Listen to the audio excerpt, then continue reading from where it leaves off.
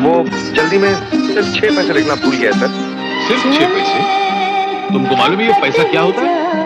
एक एक पैसा जमा करो तो 1 रुपया बनता है, एक एक रुपया जमा करो तो 100 रुपया बनता है, 100 रुपया जमा करो तो 1000 बनता है, 1000 जमा करो तो लाख, और लाख से करोड़ बनता है। ये एक पैसा करोड़ रुपए का बीज है। जो आदमी बीज की परवाह नहीं करेगा, न वो फसल उगा सकता है, न फल पा सकता है।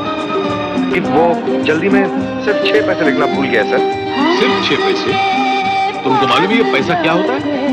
एक एक पैसा जमा करो तो 1 रुपया बनता है, एक एक रुपया जमा करो तो 100 रुपया बनता है, 100 रुपया जमा करो तो 1000 बनता है, 1000 जमा करो तो लाख, और लाख से करोड़ बनता है। ये एक पैसा करोड़ रुपए का बीज है। जो आदमी बीज की परवाह नहीं करेगा, न वो फसल उगा सकता है, न फल पा सकता है। वो जल्दी में सिर्फ 6 पैसे लिखना भूल गया सर। सिर्फ 6 पैसे?